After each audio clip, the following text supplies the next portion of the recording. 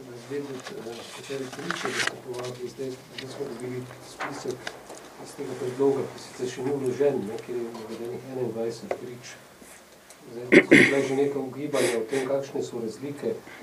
Gospod poslanec iz Zaresa je govoril, da bi ne bila razlika tudi pri nekdanjem uradnem ministru Erjavcu, ampak potem sem od drugih poslancev od koalicije slišal, da Erjavec je tudi že med pričami, da ni to razlika, da je razlika predvsem pri 5 poslancih SDS.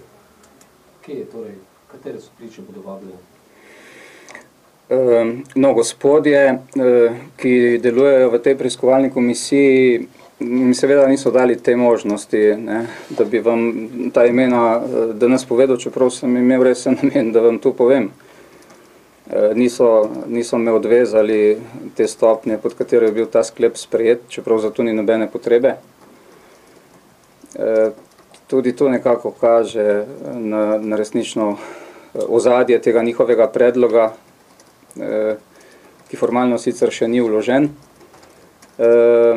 In bistvo je dejansko to, da z predlaganjem dveh prič, torej mene in Roberta Hrovata, ki nimata v tej zadevi nobene vloge in nista v ničemer tangirana, želijo preprečiti učinkovitost te parlamentarne preiskave in seveda tudi zavleči celotno zadevo. To je bistvena razlika. Drugače pa smo mi izhajali pri našem predlogu, in tak je bil tudi potem sprejet, iz odredbe o odreditvi parlamentarne preiskave in imena, ki sem vam jih prej po odredbi prebral, so seveda med tistimi, ki jih bo potrebno zaslišati, kar je normalno. Sedaj se število določenih? 17. Še to bi vprašal zdaj, če se je komisija odločila, oziroma večina, kdorkoli že, da se ne dovoli razkriti imena teh prič, to je neizvedljivo, se bojo te priče morali biti zaslišane in priti parlament, ta sklep, ta oznaka zaupnosti najbrž... Ne, na tej točki. Vendar v trenutku, ko bomo začeli izvajati zaslišanja, seveda ni nobene ovire več. Vsa zaslišanja bodo javne.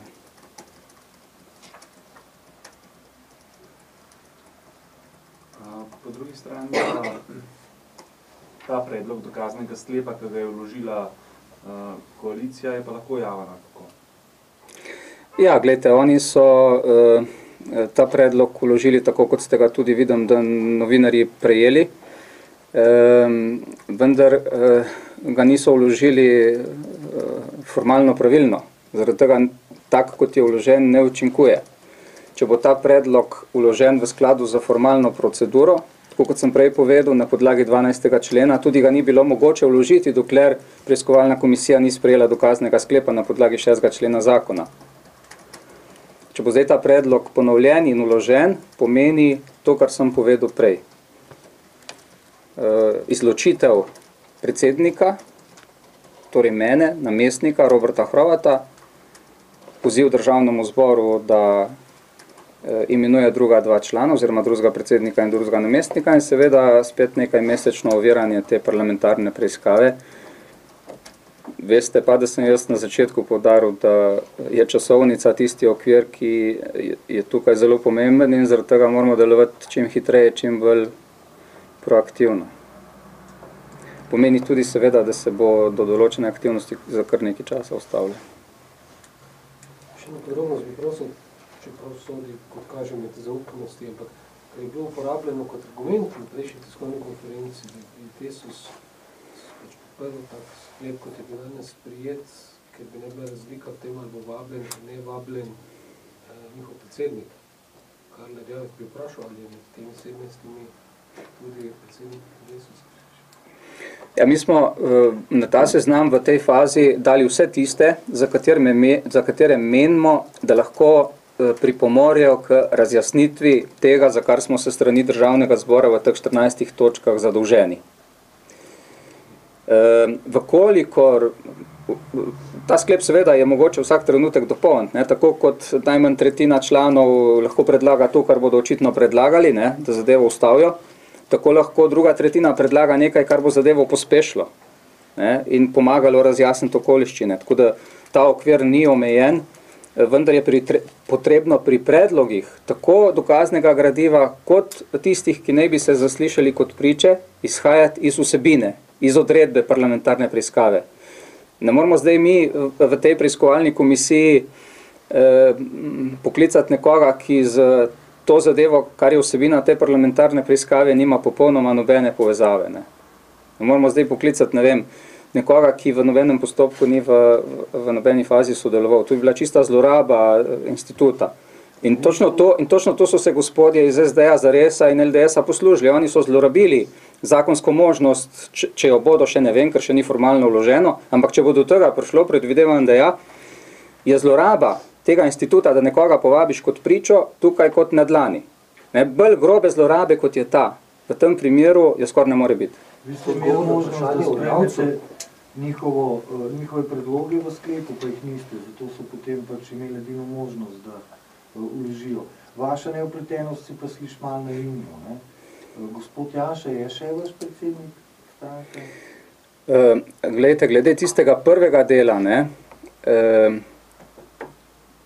preiskovalna komisija je sprejela dokazni sklep. Ne. V demokraciji se sklepi sprejemajo z večino glasov. V nekem drugem sistemu, ko smo mu rekli totalitaren sistem, so se sklepi sprejemali tako, da jih je sprejela manjšina. Zdaj smo v demokraciji in sklepi se sprejemajo z večino glasov. Tudi v parlamentu. Tudi če opoziciji kaj ni všeč, odgovornost za sprejemanje odločitev je na tistih, ki imajo večino. Glede drugega dela, po tej logiki, kje je tista točka, po kateri nekdo, ki je član posamezne politične stranke, ne bi smel sodelovati pri delu državnega zbora? A je to na točki podpredsednika stranke ali že na točki člana stranke? Ne, po tej logiki vse poslance SDS-a lahko izločimo in v tej parlamentarni preiskovalni komisiji po tej logiki, čeprav imajo zakonsko in ustavno pravico, ne bi smeli sodelovati. Ta logika ne vzdrži presoje. Ne vzdrži presoje, tako da tudi mogoče na nek način kaže nam malo čudno dojemanje demokracije in metod, ki ne veljajo v demokraciji. Se pričujem, še nek ste me vprašali. Ja, ti so odgovor prej dvorno vprašanje, ali je Erjavec zdaj med temi 17 pričami, ali ne? Glejte, tako bom povedal. On bi namreč lahko bil, ker na nek S strani teh predlagateljev je, kot vidite, tudi on predlagan. Kaj pa vem, mogoče bo lahko tudi on kakšno pomembno zadevo pojasnil v prihodnje tekom parlamentarne preiskave. To pomeni, da pravite, da na temi 17 Ja, nič drugega ne morem reči, glede na to, da so pač tako odločili. Vaša komisija na nek način v bistvu kaže, da vse preiskave, vsi postopki, ki potekajo v zvezi od sodišč do drugih komisij, niso zadostni, so vodeni politično? Ne, ukvarjajo se govorimo o različnih stvarih, to je problem in tega očitno nekateri, tudi tisti, ki so v tej komisiji, nikakor ne uspejo in ne morejo dojeti. Mi se ne bomo ukvarjali ne z podrobnostmi v tem javnemu razpisu. Kot veste, je ta javni razpis potekal na podlagi mednarodnega tenderja, šel je skozi sito Državne revizijske komisije, prestal je sodni postopek, ki ga je vložilo neizbrano podjetje Sistemska tehnika oziroma Viator Vektor, kjer so bili neuspešni. V tem okviru se mi s tem ne moramo ukvarjati, ker rabimo 10 let, da bi prišli do dna. Na drugi strani se tudi ne nameravamo ukvarjati ne s tem, ali je zemlja ploščata ali je okrogla, kar se ukvarja gospa Zobec Hrastarjeva.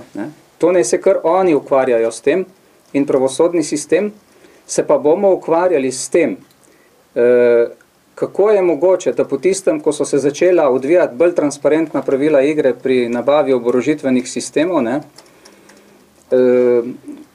so se zgodile neke obtožbe, ki so pa določene preiskave, ki so začele potekati zaradi suma storitve koruptivnih dejanj, usmerile v neko drugo smer namesto v preiskavo teh sumov.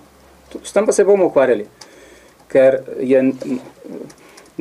še do danes ni bilo pojasneno, zakaj se ti sumi, ki so se izrazili na relaciji Riedl, Cekuta in še ne vem, nek lichtensteinski račun, niso razčistili, zakaj se je ogromno energije strani teh organov usmerilo v preiskovanje nečesa, kjer nič ni. To pa je naša naloga. Vendar s tem se žal v tem trenutku tožilstvo in ti organi pravosodni naši ne ukvarjajo. Vaša izločitev bo prinesla, kot ste povedali, nek postopek, koalicija pravi, da bo že v januarju možno nadaljevati tega komisije. Po moje za tisti prvi del ni nobene formalne osnove, ne, tako da ta zloraba bo ostala, te jo ne morejo izbrisati. In so na drugi strani s tem nekako pokazali, kako gledajo na to zadevo in da je za njih moteča in obremenjujoča. Na drugi strani pa, če do tega pride, jaz ne vidim nobenega razloga, zakaj bi čakali do januarja. Mislim, da bo ta mesec še neka izredna seja, komot se lahko na tej izredni seji zgodi.